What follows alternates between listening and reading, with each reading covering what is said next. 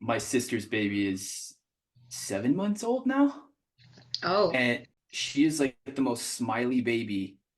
oh, And you were talking about screens, like you'll hold a FaceTime call or something with yeah, somebody on the other side, and they'll yeah. smile and she'll just light up. Like she just mirrors whenever she sees a smile, she turns into a little baby smile. Yeah, yeah. It's good to remember, to give them smiles, not frowny faces, because Yeah. yeah, they will mirror that. Can you see me like full screen? Yeah. We just use the audio, so Okay, very good. Yeah, you could do whatever you want. If you want to dance around, whatever Oh makes you feel boy. comfortable, you know? Okay, thank you. I probably need to dance around. yeah. Yeah, I think we all need to dance around. Welcome to Awakening Lands, part of Appreciating the Life That Is Studios. In this episode, Anna Perpera and myself, Benji Ross, are joined by longtime environmental leader and weaver of Buffalo and the Erie Niagara region, Margaret Wooster. How my environmentalism started. Was it produced by activism or did it result in it? I don't even know. The activism probably wasn't my intention, but, it comes with the territory. If you care, it's hard not to get active. Although I'm trying, I'm trying to back out a little bit, but it's just hard to walk away from something is not right. Margaret embodies something essential for us to understand in learning to heal ourselves, our places, and the planet. It's a spirit that, to me, represents the resilience of life. This ability to experience wonder, even in these very contaminated places, and also to form these deep relationships and connections to place, even if they are smoldering. Yeah, I mean that I totally agree with that. That is true. I'm getting chills. In this episode, we'll learn a bit about how Margaret became Margaret. We'll learn some about the history of Buffalo, some regeneration that's happened and some that's ongoing, and we'll see a struggle underway to maintain a rich ecological and cultural history. And we'll see all of that through 4 landscapes that Margaret has a relationship with. Then near the end, we'll get a picture of an effort coming together to see and care for all of the Great Lakes, and how we might practice becoming the people who are capable of being a part of all of that. I have to go for 1 second and get my little Thanksgiving address book, which is the Haudenosaunee Thanksgiving prayer that they do at most openings of meetings, because I forgot one thing about it. So I'll just have that here. I'm just going to go get it. I'll be right back. And as she stepped away, Yeah, that's how the Haudenosaunee, they start their school day with it. They start any event or gathering with it. she returned with a little green book in hand. They published this. I don't know if you can see it. I guess my background is Buzzing out. A little yeah. fuzzy. Anyway, it's this little book that it's called the Thanksgiving Address, and they've published it in at least 20 different languages, including Japanese and a bunch of indigenous languages, and it's called Words Before All Else. It's from the Native Self-Sufficiency Center at Six Nations Museum in the Adirondacks. So I guess it begins with thanks to the people, and thanks to each other as people, and then thanks to the Earth Mother. So it's pretty great. That is great. Did you know that the ritual that we've been developing in these conversations has been to start with gratitudes? Oh, I didn't know that. No. That's Yeah. great. So Do you start or do I start? the ritual has been for one of us to sort of reflect really briefly on the value of starting with gratitudes. Oh, okay. I love that. And I don't know if maybe you would like to do that. Do you have anything that you'd like to say about the value of having a gratitude ritual that we can start with, and then the 3 of us can take turns expressing what we're grateful for? I do think it is the best way to begin everything, really. I mean, if you're gardening or if you're doing anything in the world to, respect the other that you're exchanging with and give thanks, if you can do that first up front, it probably does make a whole difference in terms of the the tenor of the conversation that follows. So it's a very valuable practice. Definitely. How about you, Anna? Well, so I've been thinking about what my gratitude would be this morning, and I think coming out of so many of these discussions, I attended the first committee meeting for Glenn, the Great Lakes Ecoregion Network, yesterday, and I just am so grateful for living in a really vibrant area, a place there, within Erie Niagara, just how much people care about this place and the history and how much connection we have. And I think a lot of people don't think of Buffalo or Niagara Falls necessarily that way, but just I'm just always I get so excited whenever I talk about the history, whether it's cultural or natural, and all the amazing things that are going on. So yeah, that's what I'm grateful for. Mm. This morning, I was feeling just a little bit of, I don't know, tension or stress from a variety of things. It wasn't any one thing. And I just had a moment where I looked out the window and the sunrise over Grand Mesa, I'm in Grand Junction, Colorado right now, was just, it was like pink and orange. It was just stunning. And so I was grateful for the sunrise, but then I kind of, because we're doing so many of these gratitude practices, I think I kind of thought about gratitude in a more meta way. And I was grateful for the ability that we have to always just be grateful. In really focusing on being grateful for that sunrise, I just felt that tension just melt away. Wow, that's good. An attitude of gratitude for gratitude. There you go. All right. Yeah, that's great. I didn't know we had a beat poet. Yeah. This would be what I'm grateful for. So I give thanks to all of the Indigenous communities that live around the Great Lakes, because there are a lot. Even in Western New York, there's 4 separate territories, Haudenosaunee territories. And across the state, there's probably more like a dozen, if you go all the way up the St. Lawrence and to the eastern part of the state. And so I give thanks to all the Haudenosaunee communities and all the Indigenous communities around the Great Lakes. We're rich in Indigenous communities. Probably in terms of the bioregion of the country, the Great Lakes bioregion is maybe the richest in terms of its Indigenous communities that still live here. And I think they are our lifeline for the Great Lakes, for the water, for our future. The people that I know, express this. They live it. You can see it on their land. The best water quality is on their land. The best forestry, the remaining natural areas that you can look back and you can see in them, a couple hundred years at least of history. All of that is their contribution. So I give thanks to the Indigenous people who live in the Great Lakes and in my region.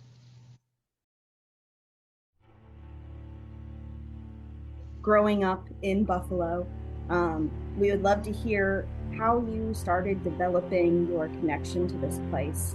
It really just sounds like Buffalo was kind of a scary place. And how did you end up loving it so much that you dedicate your life to restoring it? I don't think of it as a scary place, and I'm not even sure I did as a child. My first, acquaintance with the Outer Harbor was in the late 50s, going there with my father, who had a little construction company with one other guy, and on Fridays they took all their construction debris in the back of his pickup truck to the Outer Harbor and they dumped it. They just dumped it wherever. I don't remember there being like a gate to go through or any kind of anything, and I would go with them. I loved going with them because I liked to look around out there because it was so fascinating to me. I just thought it was normal. I didn't know that your waterfront was not supposed to be burning and stinking with piles of garbage here and there and dead, every now and then a dead bird, usually a gull, always intact. I'm always going around, poking around, looking at things, and there's, gulls there, like the big ones, herring gulls, I think. And a couple always I would find, dead, but still beautiful on the ground. Couldn't figure that out. And then the smell, there was a particular smell that was, that I later found out is aniline mixed with, with burning fires and with some other chemical that was produced by the industries. But aniline dye was definitely coming from buffalo color, and it's a sweet smell. So, yeah, I just remember the Outer Harbor, and I wasn't horrified. I was fascinated by what was there. That really was a direct line to becoming a friend of the Buffalo River. Back in the beginning, when we first formed, we were really responding to the Great Lakes Water Quality Agreement, and the goal is to restore and maintain the chemical, physical, and biological integrity of the waters of the Great Lakes. The Binational Commission named, like in 1987, 42 areas of concern around the Great Lakes. And Buffalo has 2 of them, the Niagara River, which includes the lakefront, and the Buffalo River. That was a direct line, I would say, back to the childhood experience of being there and seeing it in that state, because I know a lot of people now who love the Outer Harbor, but they have no idea that it is a regeneration of something that was so messed up, so despoiled, in such bad shape. And it's still not in great shape. I mean, we still have fish advisories. You can't eat the fish because of PCBs. If you catch fish out there, and there are fish, you can't eat them. You can't swim. The contamination, again, it's the PCBs, I think, mainly, maybe lead sometimes too. So the Outer Harbor has, I guess, a lesson in it of regeneration. And again, for me, that comes back to how important it is that we have something of these places, that the next generations can see what it was and what it could be. And the Outer Harbor has another lesson in it. Throughout the region, and likely beyond, there is this perspective that when contamination is cleaned up, restoration is done. Ann and I have heard over and over with Buffalo leaders and weavers that there is a growing desire for a redefinition of restoration to extend to ongoing protection, for regeneration to be allowed to continue. As the Erie Canal Harbor Development Corporation, that's now in control of the Outer Harbor, as their vision for it and what they're doing is landscaping it. They're taking out all the regenerative growth that there is there, and a lot of the dredge spoils that they put in the Outer Harbor had seeds from the Buffalo River that germinated, and we have plants out there that haven't been seen in this area for 50 or 100 years, but they're there, and wow, there's some amazing things there. But the powers that be are sort of dedicated to arranging the landscape. Even though they're saying they're restoring the aesthetics and the recreational use, a very superficial layer of what was and what is there.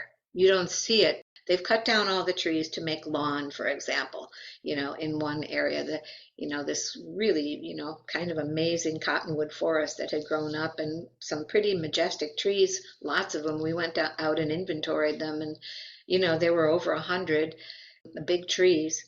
And they cut them all down to make a lawn for people to sit on for these mega concert series that's going to start next year.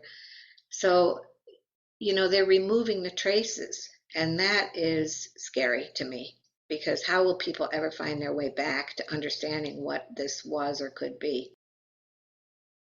For the next chapter in Margaret's story, we'll move to another landscape. The quarry.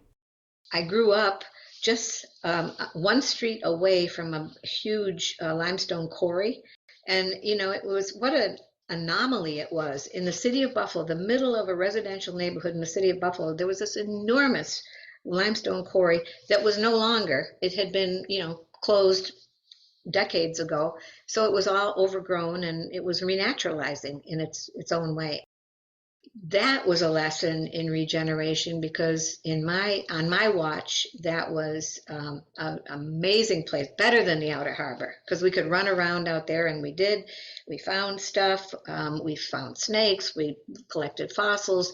It looked like the Wild West, there was buttes and mesas, it was a very interesting landscape, and we spent a lot of time there. And now, they, again, development company bought all that land and paved it over, all, and put in a housing development, but just along one edge. I'm not quite sure what the reasoning was, but so now there's just this huge, empty, paved parking lot where the quarry was.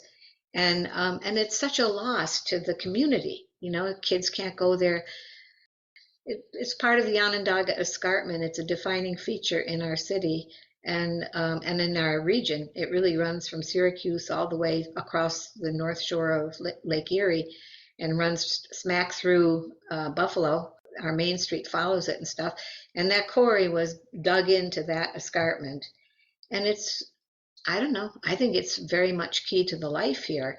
Sadly for this generation coming up, the quarry is no longer a place that can provide that space and connection. Yeah, I taught environmental planning at UB in the architect and planning school for a few years. And so that whole area that I grew up in is now on the east side of Buffalo. It's, Buffalo, it has a terribly strong racial divide. So that's sort of the black side of the line. And many of my students were Black students from the east side. And they were like sort of horrified that we ran around there as kids, unsupervised because of the dangers. I think the experience is that now that's not possible. There are ways in which the city has changed, and the whole country really, towards more access to violence. So some of that free roaming that we did is probably not available to people. In addition to the increase in violence over the years, also present the persistent pressure from privatization. Now, the scary thing about development generally is that access is often, becomes unavailable. So it's not necessarily even open anymore to people to explore. And I think about this all the time because I'm sort of famous for leading field trips all the time in the neighborhood, and kids and whatever, my son's friends, we were always going off somewhere. And some of those places now we can't go. We need to fight for accessibility, public access to, unimproved, regenerating, but not necessarily re-landscaped or beautified by, some company. We need that. And now we'll travel to yet another landscape to continue Margaret's story, the oxbow. It's a meander in the Buffalo River that was cut off when a channel was put in. And protecting the wetlands left behind has become a big part of Margaret's life mission. Within that oxbow, there's a lot of really interesting plants and animals. And I've taken a lot of people there. And the oxbow, of course, is artificial. It's not a natural meander in the creek. It was made by the Soil and Water Conservation District back in the 1950s to supposedly slow down or stop sedimentation in the creek below. This project was done, which it was a natural meander in the creek, and it was cut off. The meander was cut off to facilitate, less sedimentation downstream. And so the oxbow, it is what is left of that meander. So it's really, it's not an active meander in the stream. It's a cut-off meander that is now a wetland, which is what happens to a lot of oxbows. If they get cut off, they're still wet. They're still part of the stream regime, but they're wetlands. And here are some sounds of the oxbow to bring you there, courtesy of our very own Anna, from an excursion she took to check it out. What they did when they channelized the creek, they dug a straight channel from, so imagine, imagine this stream has this big loop in it, this big meander, big deep meander. And they wanted to get rid of that and make the stream straighter, connect, this point to this point so that, the water didn't have to travel through this huge meander, which is what they did. But in so doing, they increased the flow, the stream rate of flow, and it became a very unnaturally fast stream. And so then, to try and slow it down, they built 5 low-head dams in that reach that was now straightened to slow down the water. But that didn't work because, I don't know, maybe they didn't know much about fluvial geomorphology, like how do streams really work and how can we design these better. So 5 people have died there at the last low-head dam, getting caught in the undertow. If you're on the dam and you jump in the water, you can get caught in this undertow because the water is flowing so fast, it drops over the dam, it makes this vortex, and people get caught in that. 5 people have over the years, and they drown. To understand how rivers flow is essential, and and we can't just willy-nilly cut off pieces and reconnect pieces. Wondering if we could get a little bit deeper into this work that you've been doing with the community. What activities you've been leading? Okay, so with the oxbow, we talked a lot with the town of West Seneca. They own, in fact, we facilitated the transfer, one person who owned, so it's all residential up on the road, but then it's, from the river up to the road, it's mostly floodplain. So it's undeveloped. It really is a very active floodplain. So it's undeveloped, and we were trying to get more protection and get the town to own some of that land and protect it. And sure enough, one family did donate a central piece, like the keystone piece, to the oxbow, a chunk of land that ran from the road all the way back to the creek, and they donated it, fortunately, to the town, who owns it, but hasn't done anything with it because it's landlocked. It's, there's private property on either side. So there is some work to be done there in terms of getting more of that land protected. But we've done a lot of work spreading the word as much as possible to the town and the local people who live there to protect it. And also meeting with the town conservation committee on what's there and why is it important. So we've had surveys done of the soils, of the birds, of the geology beneath it, of the vegetation, and shared all that.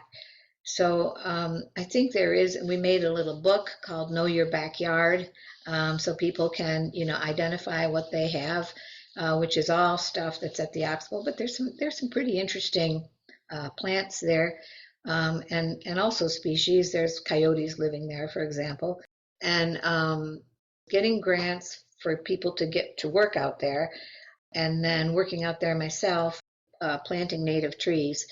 And replanting the stuff that we knew was there, had been there, and also trying to combat invasive species, which is like on everybody's plate. So a lot of people, we still are attached to the oxbow. We will probably, I think we even made a little, sort of like hand sign, like, we're oxbow people. We're so used to this reductionist, this engineering kind of thought process of let's just straighten this river without necessarily thinking about the entire system and how that impacts things that aren't right there in front of you. Yeah. Any way that you've gotten people to kind of start thinking that way, to start thinking about the whole system rather than let's just change this little thing and it'll be better, but not taking into account the whole? Yeah, no, it's hard. We are not set up our economy, our institutions are not set up to think that way. They're set up to think about, how can we rearrange this to make it more productive, to make it more, economically efficient, or whatever. And so it's hard. And one of the ongoing fights I think I've had is with the Army Corps of Engineers, because they're, that's what they do. They manipulate rivers, and they straighten them, they dredge them deeper. The Buffalo River's dredged to like 25 feet. It's a river whose natural depth is like 6 feet,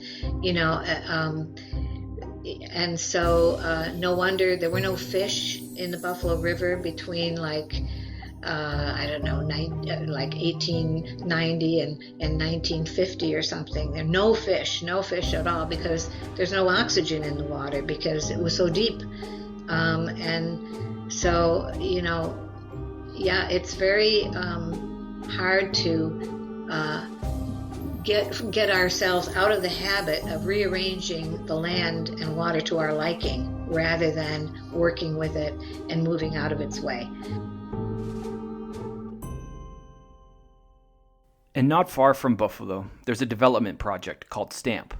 Which is the Science, Technology, and Manufacturing Park. And STAMP offers an example of how more ecological and holistic ways of caring for land are just too often at odds with the way we currently do development. I live in Buffalo. 30 miles east of here is a place we call Alabama Swamp. It's the biggest wetland in New York State. It includes the Iroquois National Wildlife Refuge, which is 10,000 acre. It's the biggest federal wildlife refuge in New York State. And there's another 10,000 acres of smaller wildlife areas. And this is an area, like I say, we call Alabama Swamp, and it's famous as a flyway and as a bird watching place. And also living there is this Tonawanda Seneca Nation on about 7,500 acres of land, just 1 mile south of the wildlife refuge, and in the middle of, all this other habitat, basically, that's been protected in some ways as such. And the county, the Economic Development Agency there, decided that that's where they wanted to put an industrial park. We don't really even have a client, and they want to put this thing right on the edge of that land where people really have lived, and this particular traditional community, and they've got their big woods, which is, I've never been to, but I've heard it's phenomenal. It's, something that they have managed for centuries, an old growth forest, really, with a great diversity of plants and animals, medicine plants and animals that they hunt, but it regenerates continually. And they're putting this industrial campus next to it, 1,200 acre. We're tearing up all this wetland and all these forests and grasslands, endangered species habitat, known habitat for some one endangered and a threatened species of bird, and for what? To make shovel-ready sites. We're going to develop on the basis of total speculation. Somebody's going to come and help us make a lot of money here. And so, and not only, is it totally speculative, but it also erases that possibility of connection to Mother Earth and to what's here for future generations. I think that you are illustrating an interesting point here that we can see physically manifested, and that is the difference between like the myths, the stories that we live by. You've got this old growth patch. How was that even possible? And so I don't know if is there anything that you can share with us? Because I know you have some close relationships with people in the Seneca Nation. What is it about them, from your understanding and from your experience, that allows for that old growth forest? And how could we adopt that into our culture? How can we begin telling those stories? Well, necessity is the mother of invention. I mean, they're the last on the food chain to get serviced by any kind of public services. And so they're pretty self-reliant, so they make their own medicines and they hunt their own meat. And they do all of this, in part anyway, at the big woods on their land. So it's partly necessity. But the other part of it is what we were talking about in the beginning, which is gratitude. There is there's gratitude for among the Tonawanda Seneca and all the Haudenosaunee people that I know. There's always begins and ends with that gratitude for what's there and respect for the life that's there. And Margaret didn't stop with sharing the story of what's happening with the big woods and with STAMP.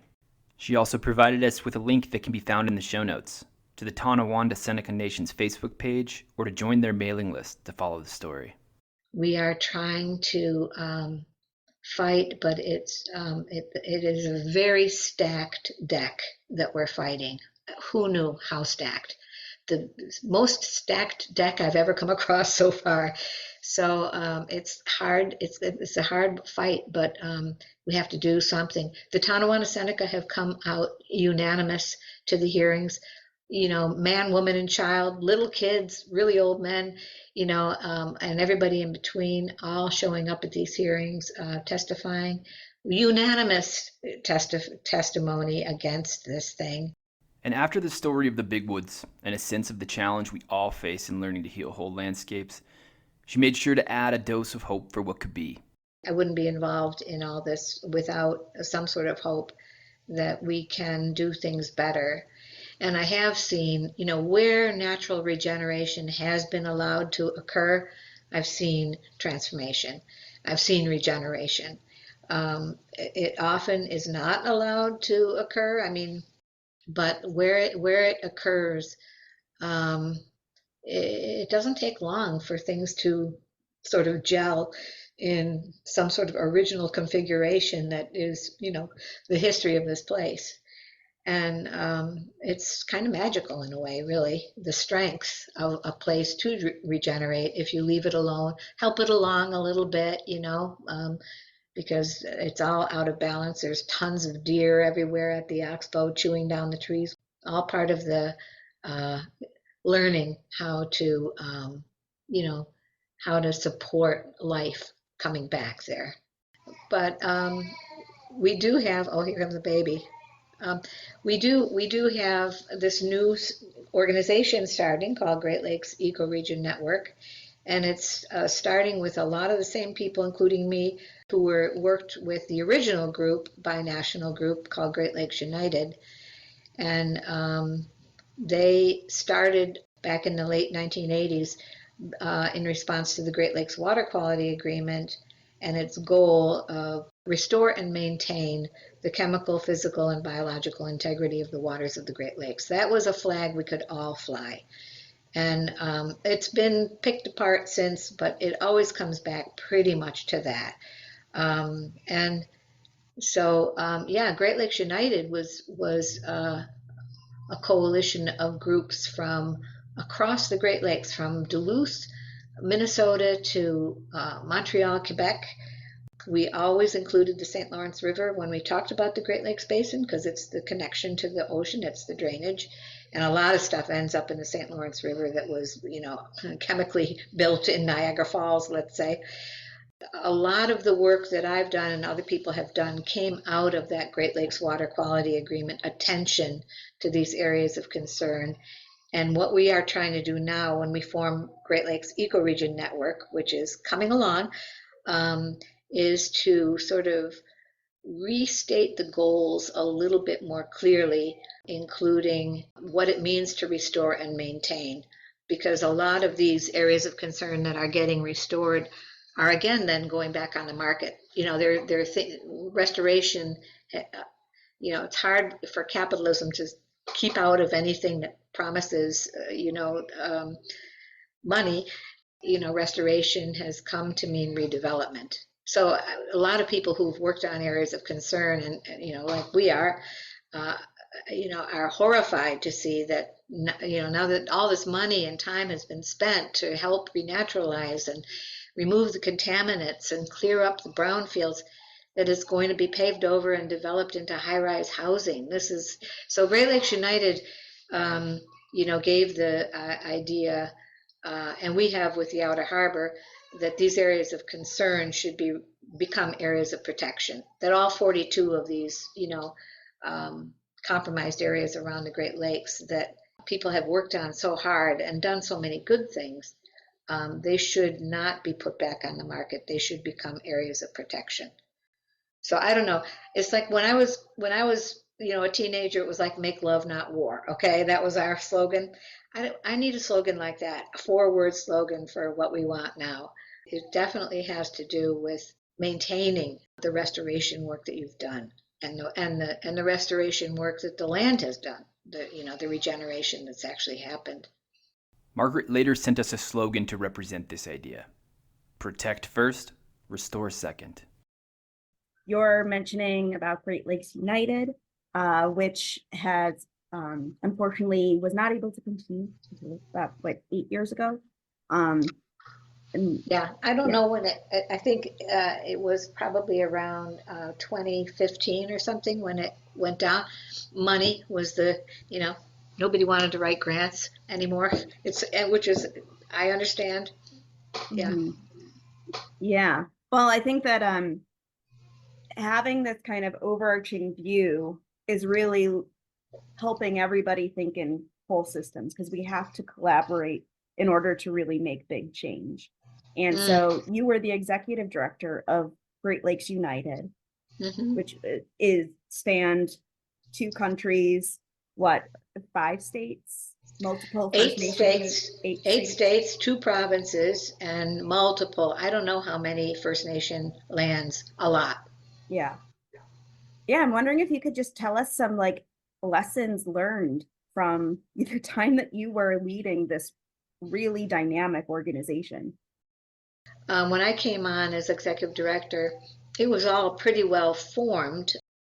First thing that I learned and loved about Great Lakes United was the inclusion of all these people from around the lakes who were having the exact same issues that we had here. The first time I met Great Lakes United, the reason I got involved is they were doing hearings around the Great Lakes on the Great Lakes Water Quality Agreement and the areas of concern. They went to all the areas of concern, maybe not all, but most of them. And people came to learn, what they were doing and what they might do, how they could work together. All of those meetings were regenerative in themselves, hearing other communities dealing with the stuff that you're dealing with, but they've made a breakthrough here or something, good idea there. That was a very, very powerful thing that Great Lakes United did. It just connected us all. The one story that I remember the most, it will never leave me, was when we did a whole series of hearings. When I was executive director, we did 10 across that span from Duluth. We had one in Duluth, we had one in Montreal, and we had one in Detroit, and we had one in Buffalo. The one in Detroit was attended by the Walpole Island Indigenous Nation, which includes Potawatomi and Chippewa or Anishinaabe, and I think a third nation too. There's a lake in the middle of the Detroit River before it gets into Detroit. In this lake, there's an island called Walpole Island, and it is totally an indigenous island occupied by these people. And they were at this hearing that I was at in Detroit, and one of the speakers, he said, we are downstream from Chemical Valley. Chemical Valley is Sarnia and another city, at the top of it's the headwaters of the Detroit River. And then the Detroit River flows down. Well, it's also called Cancer Alley because such industrialization at the north end of the Detroit River in Sarnia that the water was undrinkable. So all of the people living along the Detroit River, the smaller communities, were getting, big money to, have water, either have their water piped from somewhere else, sometimes very far away. And the guy from Walpole Island at the hearing said, we won't do that. We were offered to do that and we won't do it. We're not going to tie into this water main that's coming from wherever, somebody's water treatment plant, because are the birds getting this water? Are the animals getting this water? Are we the only ones that are going to be getting this water? We would not do that to our relations. We can't have that. So they didn't. They don't. I still can't believe it. I was so impressed with that thinking. I I think it's very impressive. One of the things that we've been noticing is that along with land connection, there's this sense of spirituality within a lot of the people that we've been interviewing, a lot of these regenerative leaders and weavers. And I think that it goes kind of hand in hand with this culture of gratitude, this culture of openness, this culture of considering other non-humans to be just as valuable as humans. I was wondering if you could share a little bit about your spirituality, because you have kind of an interesting background in that and how that might be tied into how you dedicate yourself to things that are bigger than yourself. Okay, with me it's a little complicated, but I grew up as a Baha'i. My parents were Baha'is. I'm the last of 5 children, so all my older brothers and sisters were Baha'is. We grew up as Baha'is. Baha'is don't have, it's a new religion from like 1850 or so, with our own prophet, and it believes that there have been 9 major world revealed religions, and Baha'i faith being the 9th, and but it has its own tenets, and the oneness of mankind is probably the first one, the oneness of mankind, that we're all alike. And so right there, it's inclusive. The inclusiveness of it is very evident when you go to Baha'i meetings. There are people from, of every skin tone and from all over the world. There is, I think, a great deal of attraction for people to that, to being in those kind of communities. And so the inclusiveness is there, and I love that about them. And I remember my parents, so like they don't have a clergy, they don't have churches, they meet in people's homes, and different Baha'is host them regularly, and my parents did. So that way we were all involved too. They were in our home, so we attended too. I like that. And I like the fact that it was people of all color, so, in a racially segregated city like we have, our home was not. And so it was always, I was always honored by that and proud of it, really. But the inclusiveness did not extend to animals, did not extend to the environment per se. Now my brother is still a practicing Baha'i, and his family, oh my goodness, they are totally, and they are the greatest, gentlest, kindest, giving people you'd ever meet. But they don't share my environmental ethic very much. I mean, I think they would, but it's not a primary concern, really. It's just that, apart from very flowery language about the birds and the bees in prayer, it doesn't seem to care too much about the local value and beauty of a place or a river. And, and maybe that's just not developed into the language yet. So I think Baha'i can also evolve to include that. Mm-hmm.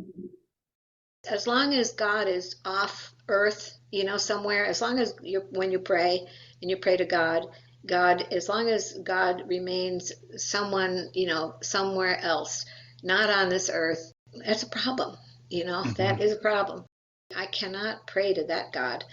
I can pray to something like Gaia, to the spirit of the earth, or I have all kinds of different ways of putting it, but I hope I don't get struck by lightning for saying all this, but I'm just saying. I think that that's a great way to put it, that God has to really be present in everything in order for us to really, truly be. Yeah, life itself. life itself, gratitude for life itself. And life itself is, this little person walking around, not walking, but being carried around in my house right now is a miracle to me. I can't hardly believe it. We didn't think we were going to have any more grandchildren, and here he is. Yeah. Hey, enjoy your family time. Thank you. I will. And that little baby. That little baby.